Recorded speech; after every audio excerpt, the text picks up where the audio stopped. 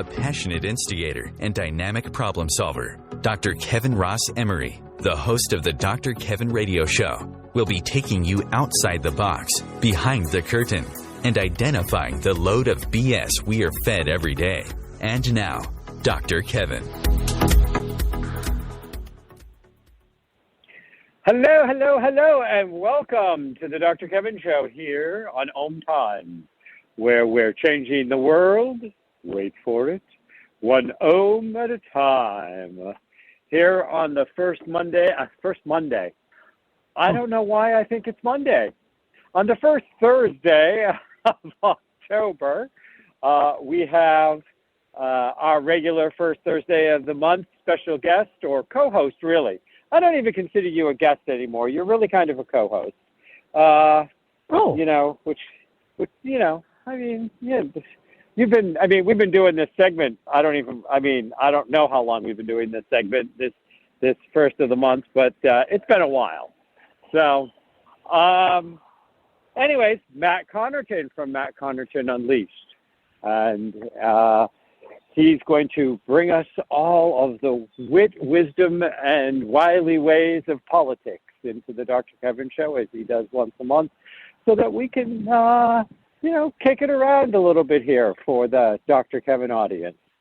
So, Matt, what's been up? How are you doing? Oh, doing well. I'm excited that in a couple of weeks, maybe a little more than a couple of weeks, on the 26th, I'll be, which happens to be my birthday, I'll be going to get my booster shot of Pfizer, and I assume you're scheduled for yours as well. My first round was Moderna, so I don't think they're doing boosters for the Moderna people. Yeah. Gotcha. Yeah, you're right. At least not yet, but hopefully it's coming. Yep. Jeff got his third. Of course, okay. They made a mistake with him. And of Really? course he was very early on in getting his because of his health issues and because he is an essential worker. Yeah. So the combination, he was first in line for the vaccine practically. And the first round they gave him a Pfizer, and the second round they gave him a Moderna. Oh, okay.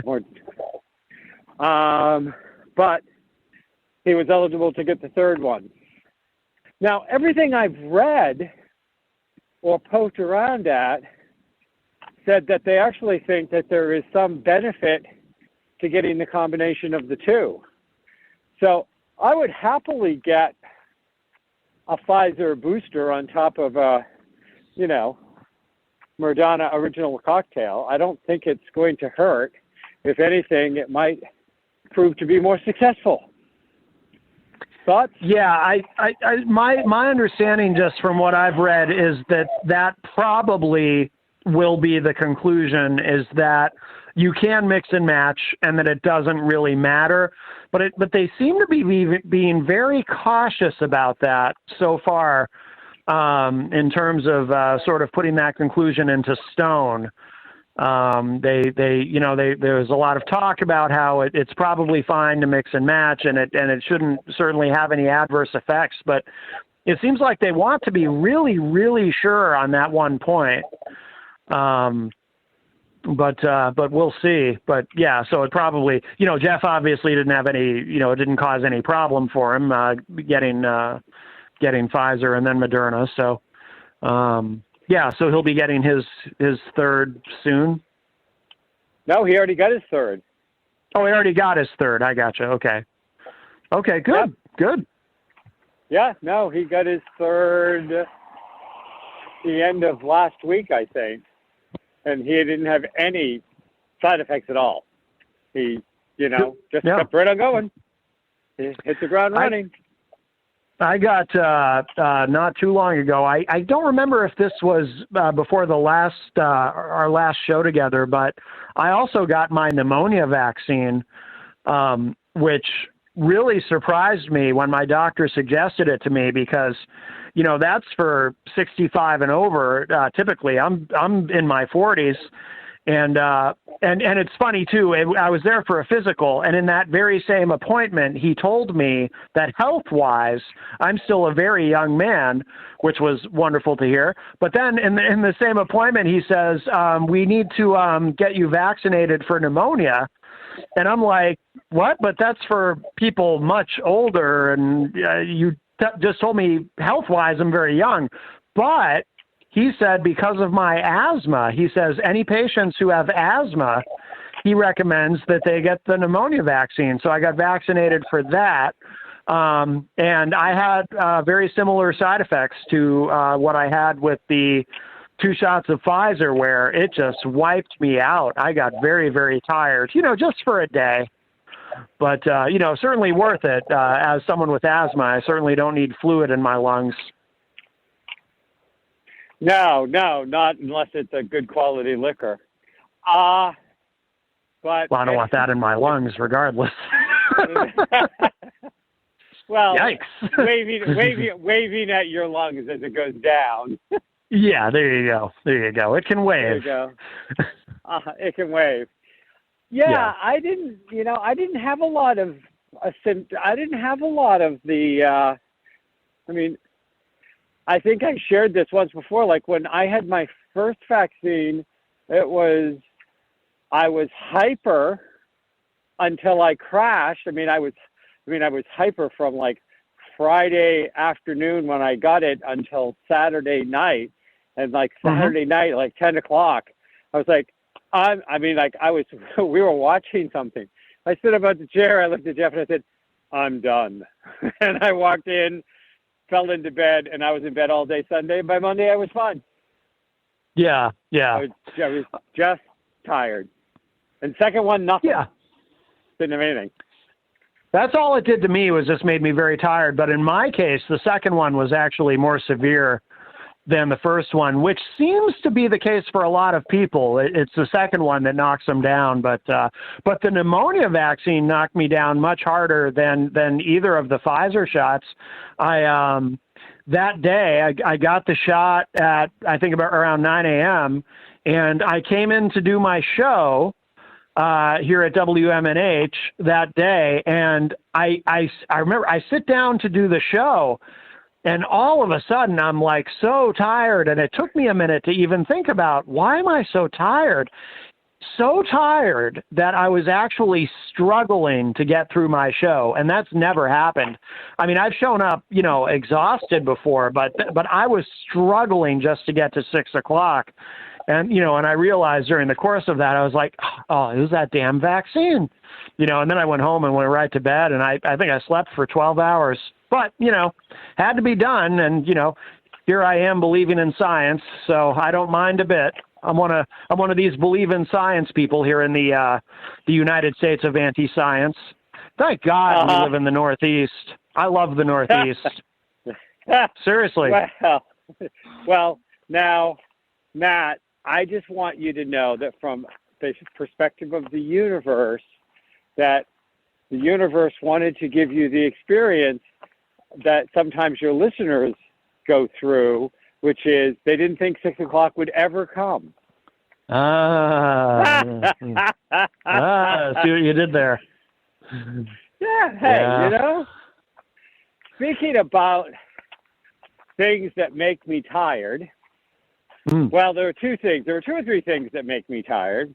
One thing that's making me tired these days is the amount of ghosting, irresponsibility when you're trying to get people to do work for you.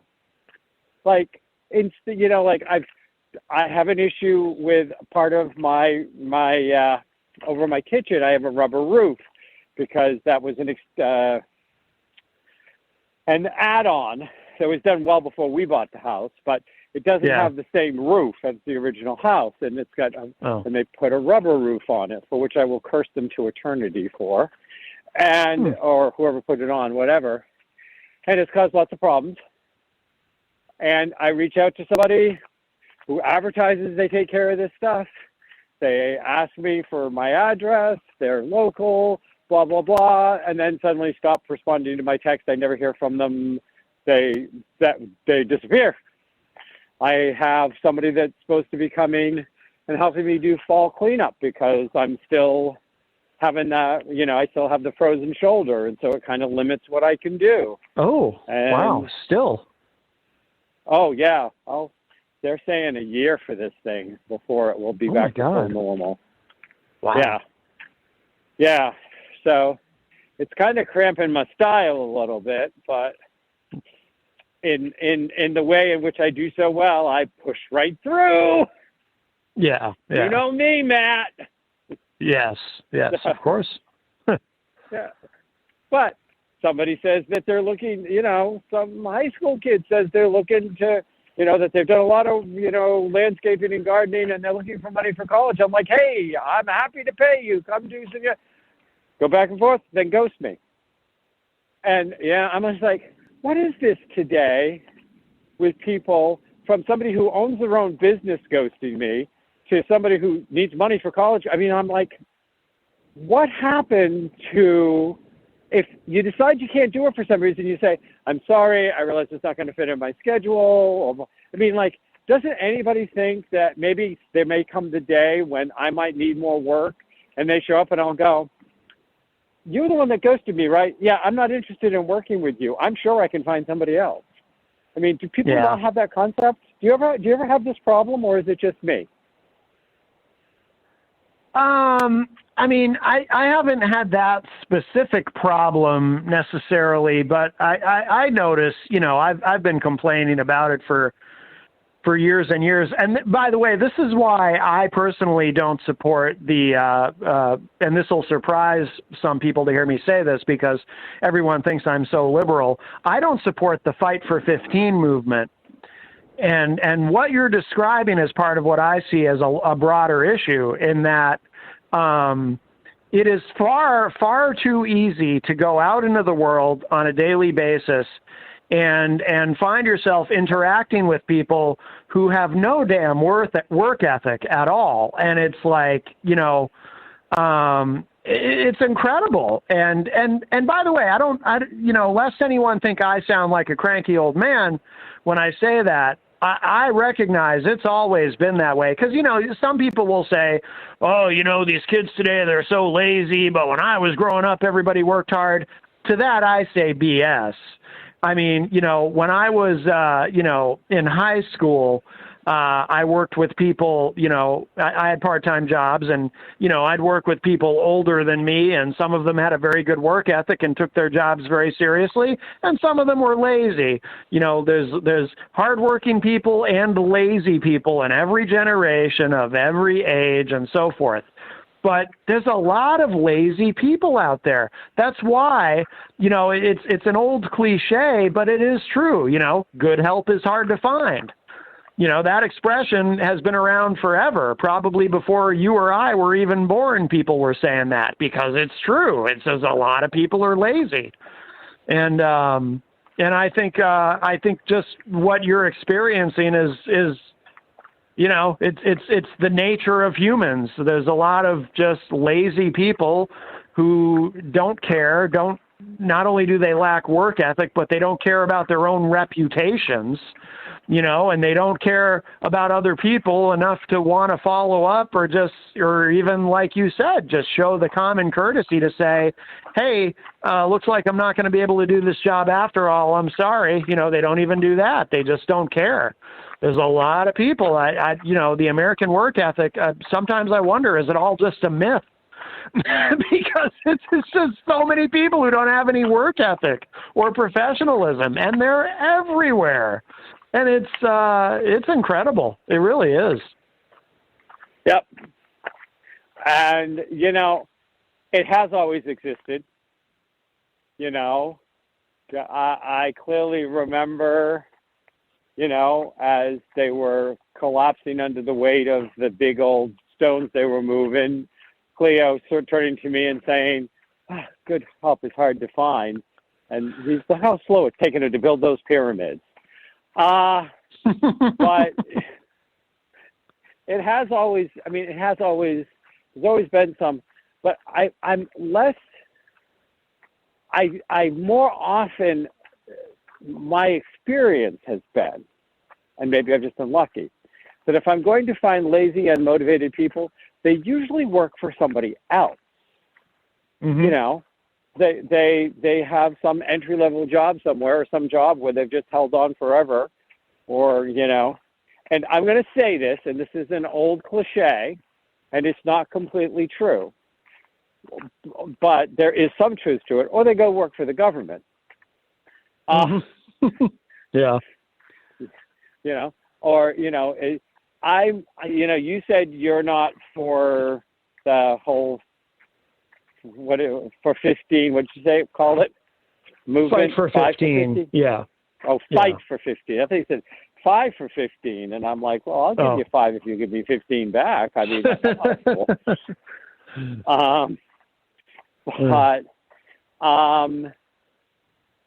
I struggle. I mean, I have my struggles and have always had my struggles with too much unionization, too much power in unions. And, you know, and some of the things that go on when you get into jobs where you have to practically kill somebody to you know, to get fired because they tie it up and make it so difficult that, you know, people who have a good work ethic and fight hard, I get that, you know, I get the pros and cons of things like unions, but I'm not a solid, like, I'm a union guy at all. I think that that they can be just as bad. Now, did you hear about them raiding the New York City police officers' union headquarters? No, this got by me. I did not hear about this. I haven't got any more details except for that the FBI raided one of the New York City police officers' union's headquarters. They raided it. They seized all sorts of stuff. And the guy who was the president of the union of that particular sect, I don't know if it was probably wasn't the whole city. It was probably one of the boroughs, I suspect. I didn't get a chance to read the whole thing, but it was a developing story when I saw it. But the guy that was the president, resigned almost immediately afterwards. So something's up. Yeah. Okay. Well, we'll be right back, and we're going to talk about other things that make us tired, like politics. That always makes me tired. Here with Matt Connarton on the Dr. Kevin Show.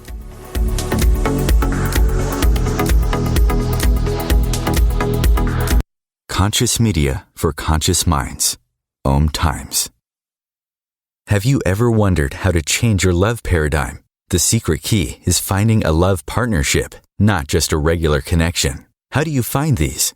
Through conscious relationships. Ascending Hearts Dating is a dating site for people like you that believes in second chances and a different type of spiritual connection. Try Ascending Hearts for free today at ascendinghearts.com and change your love paradigm. Ascending Hearts, the premier dating community for the spiritually awake. Hello, I'm Sandy Sedgbeer, host of OMTimes Magazine's flagship radio show, What is Going On? My passion is sifting through information, research, and innovations from new thought teachers, speakers, and researchers pushing back the boundaries of what we know about life, energy, metaphysics, and the universe. I love shifting perceptions about who we are, why we're here, and how quickly impossible becomes normal when we open our minds, expand our awareness, and accept that the only limits that exist are those we place upon ourselves. So if you're the kind of forward-thinking, eager investigator of what lies beyond the current reality that most perceive, why not make a date to come play with me in the field of possibilities at 4 p.m. Pacific Time, 7 p.m. Eastern Time every Thursday, and together we can discover what's really going on. Coping-19, brought to you by CDC and the Ad Council. If you're feeling increasingly lonely right now, you're not alone. It's totally normal. Even though we may not be able to get together in person, connecting virtually with friends and family still gives you a chance to interact with people and may help raise your spirits.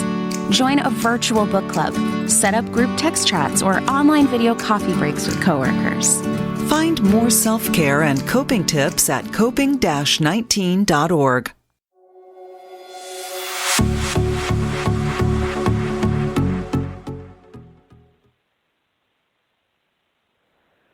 Hello, hello, hello, and welcome back to the Dr. Kevin Show here on OMTimes. Remember, we are a live call-in show.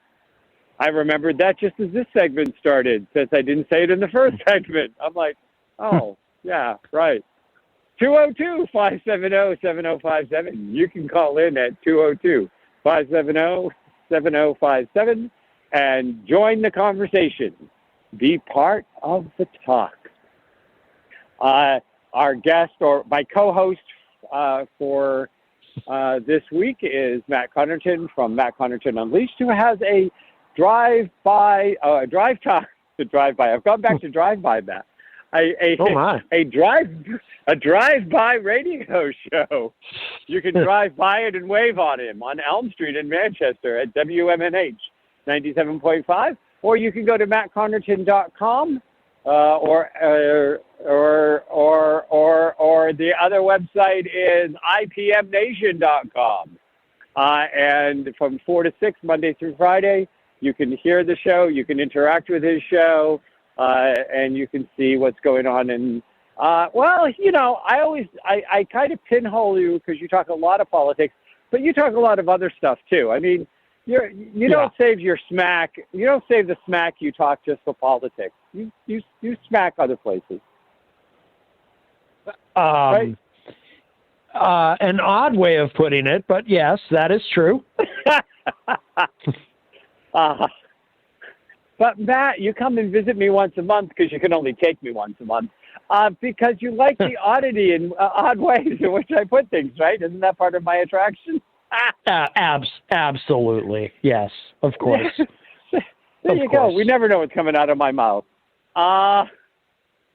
So before we move into politics, is there anything else going on in the world that's irritating you these days, or that you would like to report makes you joyfully happy? Oh boy. Well, that's a very broad question. Consider it a question from an old broad. Oh. Yeah, politics makes me happy. I mean, it frustrates me, but it makes me happy. Okay. Well, so I am going to, so I am in the throes myself of teaching my self-mastery through astrology course. And so once a month for the next 6 months, which is the part 1 of the course. And then if people want to get more advanced, we go forward. So, but that's 6 9-hour days. So, I mean, there's a lot of information pumping in there. Yeah. And teaching them some critical skills, critical thinking ways to think about astrology and how it applies in their life. But I love how this always happens, Matt, because, I was teaching the Master Tarot class, and that one went for 23 9-hour classes. Wow. Ended up being what that Master Tarot class was. And I love teaching the master classes because I get to dive into it deep. You only have people that really are serious, and they all know that if they're coming to work with me, that we're going to be doing a lot of, this is how it applies into your life. How do we apply this into your life? How do we make it something that's tangible for you? But as always, because, I don't do that many chart readings. People don't think of me traditionally as an astrologer. I don't put myself out as an astrologer, but I mean, I started learning astrology in 1977, I think. So it's not like it hasn't been, part of me for a long time. But, what's happened is as I dive into it, because I dive into it all over again. So yeah. I will, even though I have all of the notes and all of the handouts, once I decided I was going to teach this class, I went out there and found 10 other, books I hadn't read yet, or podcasts I could listen to, or things I could do to see if anybody out there was saying anything that I had never heard or thought of before, to redo it all over again. Yeah. And the thing is, I probably could have taught this class. I know I could have taught this class and never done any of that, but it's not good enough for me. It's like you were saying, I love politics. It's like right now I'm having a mad, passionate love affair with astrology. And I had my last mad, passionate love affair with astrology was in 97. That was the last time I taught it. And, and while I was teaching the tarot, I had a mad, passionate love with the tarot and started making my own tarot deck and did the outline for a tarot book. And I don't know where the astrology is going to leave me, but it's like this whole immersion thing. So that's kind of, besides my clients and, all the other stuff, that's kind of been my bell ring these days. And of course now I'm getting people that want me to do with their astrology charts, even if they don't know I'm teaching an astrology course. Suddenly they are like, oh, you do astrology? Could you do my chart? I'd like to have you do my chart, because they know me from some other face. And they know that I'm always going to bring it the Dr. Kevin twist. So I'm curious about something. So these courses, does everyone make it through, or do you have some people who aren't able to finish? Because it sounds like it's pretty intensive. And I wonder if there's some people who kind of fall out because they can't get through it all. I lost one person in the tarot course. Yeah. And, I'm a third of the way through the first of the astrology course, and I haven't lost anybody, and everybody is still pretty gung-ho committed. And some of them have already said to me that they're going to sign up for the next installment of classes to take it to the next level afterwards. Well, that's good. Good. So, yeah. I mean, and I've had a few people say, when are you going to do that tarot course again? I'm like, are you sure you got what it takes to take it? Well, yeah, because I would imagine there's some people who are interested in it who, think it's going to be something much simpler than it is. You know what I mean? Well, and I try to warn people. I come with a warning label is what I try to tell people. I'm always very upfront about it. When I say this is a mastery class, we're diving in deep. Your crap is going to come up in the process. We're going to be learning this as a lens with which for you to analyze your life. Yeah. And I would say that the people that go through mastery classes would tell you that not only did they learn a subject, but their life is changed on the other side. Yeah. And so that's why I don't do a lot of these classes, because a lot of people just want down, dirty, fast. Can you just give me the McDonald's version of the planets and the Burger King version of the signs? And can you do the Wendy's version of the houses? And then I can glut myself in fast food and tell everybody I know astrology. Well, that's what I mean. Yeah. I mean, I would think there'd be some people who you must have a way of screening those people out, right? If you have a conversation with them where you explain this is really intensive and it's not going to be a fast food type of thing. Yes. Yeah. They know, like, these people all committed to 6 9-hour classes from the get-go. Yeah, I was clear all along, this is only going to take you to a point, but it's going to take you to a point to see how deeply you want to dive into it. And the last few classes, I'm going to be teaching you astrology through your own chart. So we're going to be taking apart the charts of everybody in the class to apply the information now I've given it to you to help you develop the critical thinking skills that are the critical thinking skills that can help you take advantage of astrology. Yeah.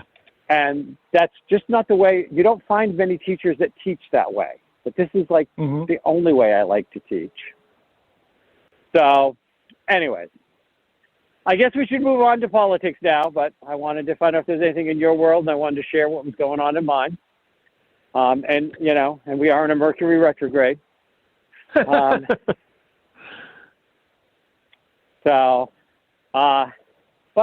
what's been the hot political topics going on in Matt's world? What's been going on in Matt Connarton Unleashed? Well, I've been talking a lot about the debt ceiling, and I was very glad that Mitch McConnell has blinked. It buys us a little time on this. So the debt limit will be raised. That is an issue that I'm very passionate about. And when I think back to, Matt Connarton Unleashed has been around for just a little over 10 years and change. And I've been at WMNH on FM radio it will be 5 years in April. So, about 4.5 years now. But I started it as just a weekly 1 hour podcast. And when I started the show in the summer of 2011, the first big subject that I would really tackle and rant and rave about was the debt ceiling or the debt limit or the fiscal cliff or whatever you want to call it. There's different terms for it, and why it was so important. And I remember being very upset.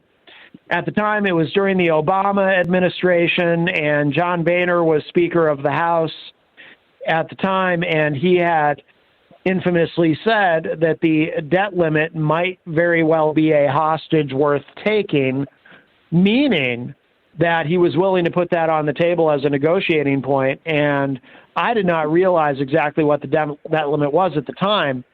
But when I learned about it, because, it had been a non-issue in previous administrations, it had just been a perfunctory thing that, when it's time to raise the debt limit, you raise the debt limit so the United States can continue to borrow money to pay on the debt. Because if you don't do that, I liken it to, it's like a car payment. If you buy a car, you finance a car, that's money that you've spent and you have to pay on that debt every month. And if you fail to pay on that debt every month and you go into default, eventually you're going to wake up to an empty driveway. And, but what I realized at the time was back in 2011 is, we had all these Republicans, we had the Tea Party, these Tea Party Republicans, and the Tea Partiers proved themselves to be incredibly dangerous and reckless because their position was that, no, you should not raise the debt limit and that we should allow the country to default because we're spending too much money. And what I began to realize very quickly, and of course these people are still around now, they've since been rebranded as the House Freedom Caucus. But what I began to realize very quickly is these people don't understand what the debt limit is. We have people who are going to take us over the fiscal cliff because they don't understand. They literally, people we've elected to the U.S. Congress making these decisions don't even understand what they're talking about. Because I would see them on these cable news shows talking about how, we need to spend less, because they didn't understand that the debt limit is not the same thing as the federal budget. If you want to cut spending, you have to cut the budget. But the debt limit is just what allows us to continue to borrow money to pay on, these debts that we've already committed to, money that's already been spent. And it was very frustrating to me that had become a point of contention at the time, and that we might actually, for the first time in the history of the country, default on our debt. And the more I learned about it, I read everything about it that I could and began to realize how catastrophic that would be for the country, and not only for the United States economy, but for the global economy to go into default. And here we are 10 years later. There's still people who don't understand the difference between the budget and the debt limit. There's still people voting in Congress who don't understand the difference, or they're willfully ignorant to it. And, and all the stress that built up inside of me 10 years ago about, oh my God, might we actually go into default? Here we are again, still dealing with this. So, and I'm continuing on my show. People call the show. They say things like, Matt, don't you think we spend too much money? And I have to explain to them very patiently, well, if you think we spend too much money, then we need to address that in the federal budget, not the debt limit. That's not something to play with. So that's been probably the single biggest political topic on my show. Well, and what's interesting is when, after the Civil War, part of the scare to have the Civil War even happen was if you started counting black people as real people, then they would get votes. And they could actually vote themselves into Congress, and they might have power, and that they were ignorant and undereducated, and that they had no business in, and this was the whole thing through the last half of the 1800s. That this pushback was saying it's dangerous to give uneducated people the right to vote or to be elected to office. And that same card was played against Asian Americans and didn't actually play itself out until 1965. That's within my lifetime. Yeah. Up until 65, there were still limits on how many Asian people could immigrate to this country because they would change the demographics of the country in a negative way. We had laws on the books that didn't get turned over until 65, not that long ago. And this whole thing. And now what we've done is we're seeing the proof of the fact that you should not actually put people in positions of voting power who are dumb and ignorant and don't understand what they're voting on. And they're all white, pretty much. Yeah. Yeah. Yep. We have people that are ill-educated, ill-informed, and in some cases really not all that bright, but they can still manage to be charismatic to the people that are in fear that they're going to lose their country if they don't hold on to the basic core principles of white supremacy until their fingernails drag out of their fingers.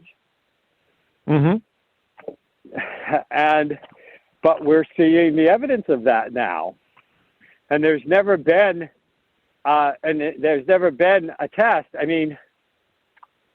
I would bet you serious money that there are a number of those people in the House of Representatives and even in the Senate who, if they had to take the test that people have to take to get citizenship today to be part of this country, they would flunk it. Oh, no doubt. No doubt.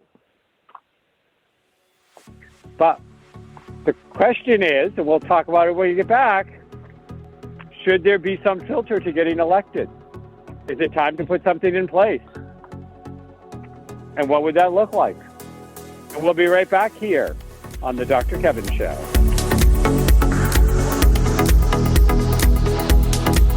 The Real Conscious Connection. OMTimes Radio. IOM FM.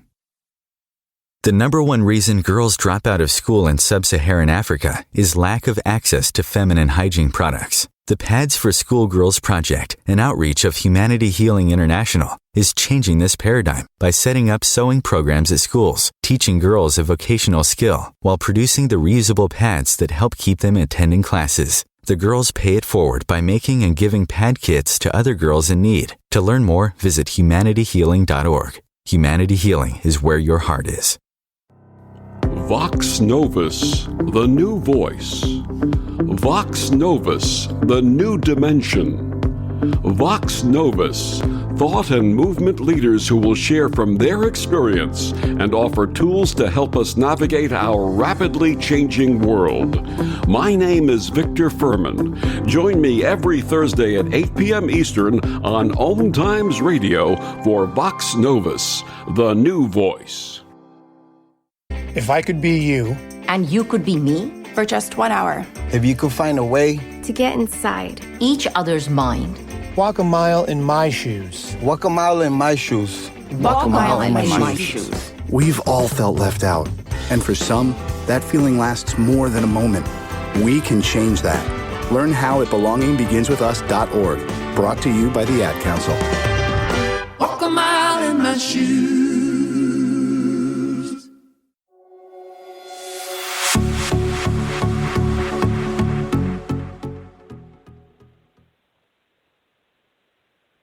So, Matt, what do you think? Now, don't start it with, it's never going to happen. Don't pull a Matt on me. Okay, but that's what I'm thinking. I know that's what you're thinking. I don't even have to be psychic to know that's what you're thinking. I have historical evidence with you. That's right. I just need a good memory, that's all. Yes. Is it time to put something in place? I mean... I don't... Like what, though? Like, what would you put in place? I don't know. Should a candidate have to pass a test that proves a basic understanding of the government, the Constitution, and how our laws work? And if they can't pass the test, they can't be a candidate. I think it's a great idea in principle, in theory, but then you'd have people arguing about, well, what should be on the test, what the criteria should be. And I do think it might be somewhat undemocratic if you're putting in some sort of a test like that. Ultimately, voters have to be able to decide. So no, I mean, I don't think it would ever happen, but I also don't think there's a way to practically and pragmatically do that. I just don't see a way to do it that would be effective, I think you have to give, I mean, it is a democracy. If you want, if Americans want to elect stupid people, and, we live in the United States of anti-science where, in particularly in certain regions of the country, that is what people want. You've got a lot of stupid people who I think want stupid people to represent them. I mean, look at the anti-intellectualism that goes on, and that's not anything new, but, some of these people, they look at, I mean, I remember just as a random example in 2004, one of the knocks against John Kerry was, he went to, I forget what school he went to. Was it Harvard? He went to one of the Ivy League schools. Oh, he's so smart. He's one of them intellectuals, and the word intellectual actually became a pejorative among conservatives. They try to discourage intellectualism. They try to discourage higher education. It's like they think it's noble to be stupid, and then they elect stupid people. I don't know that there's any way to do that. I don't know, to prevent that rather. And it's unfortunate, but there's very much an anti-intellectualism and an anti-education bias that exists, in the red states. And, but, they have a right to elect who they want to. Well, in one case, of course, Mitch Mcconnell's not stupid. No, absolutely not. And there are key members of the GOP that know they would never stay in power if they promoted their voters to get educated, because they'd never vote for them. Right. Of course. They They basically they treat their voters like rubes in a carnival. But the thing is, absolutely. Until the rube knows it, that they're being a rube, there's nothing you can do. Because, you know, we're dealing with a lot of scared people. So let's bring this around to, why do you think Mitch blinked? Because you know what his end game was to make them use their one golden ticket for reconciliation on this, so they couldn't use it on the infrastructure budget. Yeah, well, I think McConnell may have made a calculation that in the court of public opinion, the Democrats were winning the battle rhetorically in terms of blaming the Republicans on default. I mean, McConnell knows, obviously, and he's said it publicly before. He understands the importance of raising the debt limit. And I think the Democrats were winning the war of public opinion on that the Republicans were the ones risking the economy. So I think that's why he blinked. I don't think he wants. I mean, honestly, I said on my show, and I hate to think of something so sinister, but Mitch McConnell, I think, would be capable of this. You know, I wondered if the Democrats wanted the country, if the Republicans rather wanted the country to default because they knew, because McConnell certainly knows, the consequence of that and how damaging it would be to the American economy. And then, you know, because the American public tends to have a very reductive way of looking at the economy, and they tend to assign the chief executive, in my opinion, far, far, far too much credit and or blame for how the economy is performing. So I think there would be a case to be made among Republicans that they could force the economy to collapse under a debt limit default, and that way Americans would largely blame Joe Biden, and then that would give Republicans an advantage in 2022 and in 2024. But I think, and I'm sure McConnell, that had to have occurred to him. But I think at the end of the day, he concluded it was that was too much of a risk, because then, you know, what if Democrats were able to convince the American people that, no, this is the Republicans' fault? So I think that's why he blinked. I think he thought it was too much of a risk to take. But I want to see the debt limit go away completely. And we're starting to hear some calls for that. You know, just get rid of the debt limit. It's, you know, it shouldn't be this noose around our necks that continues to exist.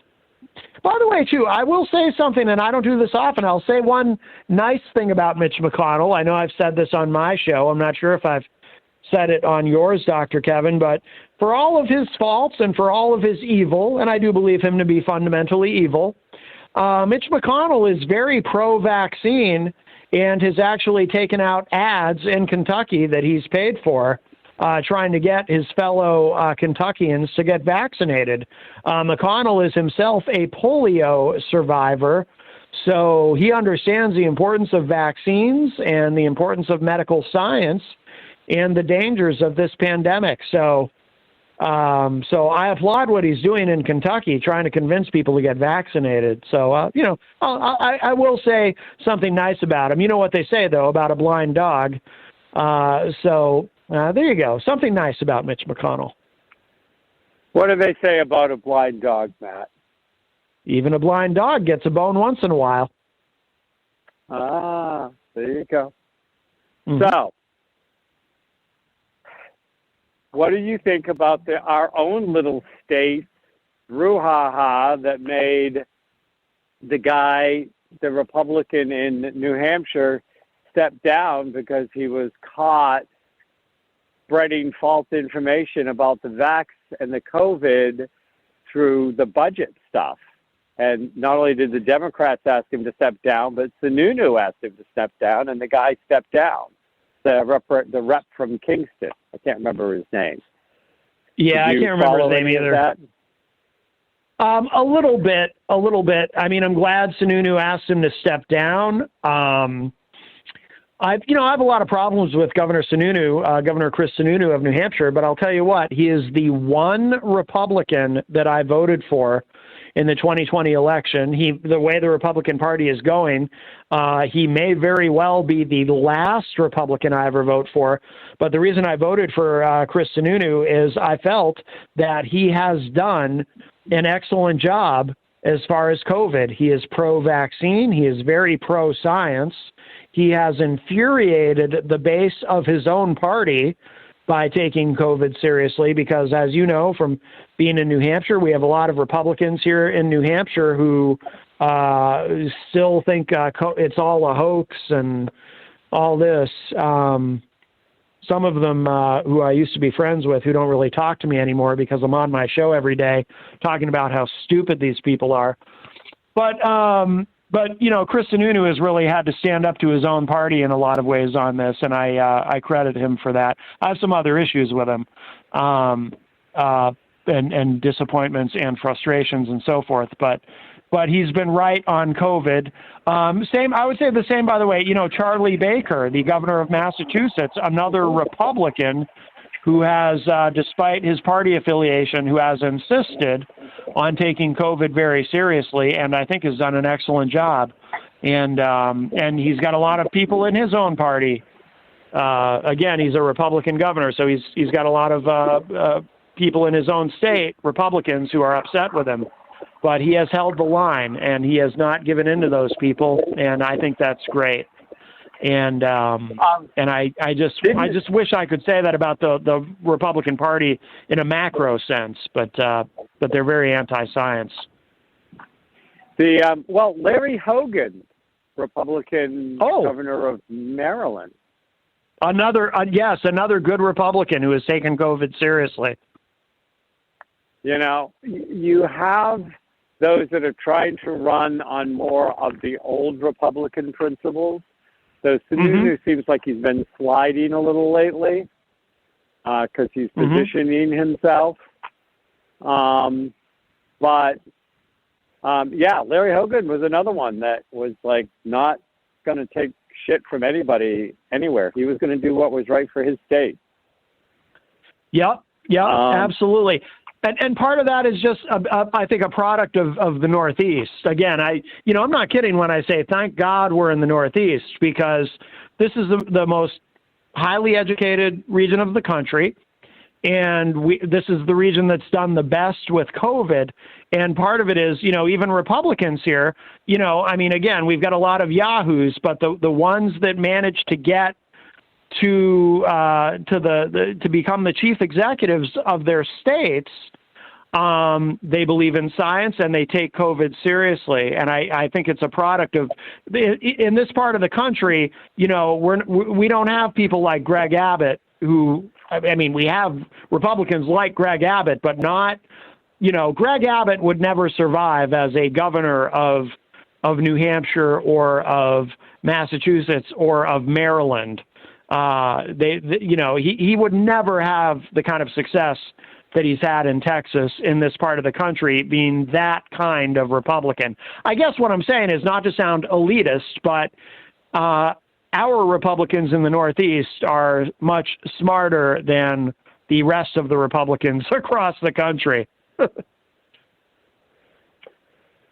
Yeah, well, it's not stopping them from trying to pull some gerrymandering, though. But of course. The fires and flames continue to seem to crank up under the rump roast of the former president, who shall remain nameless. Do you think, there seems to be one loss after another of, no, you can be held accountable. No, you can be sued. No, you don't. You certainly. I think it's so funny that he thought he could pull executive privilege as a former president and say, you can't subpoena my people.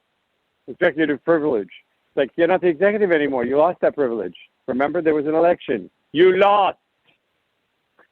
But yeah, I think he really thought he could. It doesn't, well, but he probably still can, in the sense that, as we learned over the course of the Trump administration, it doesn't matter if it's a congressional subpoena.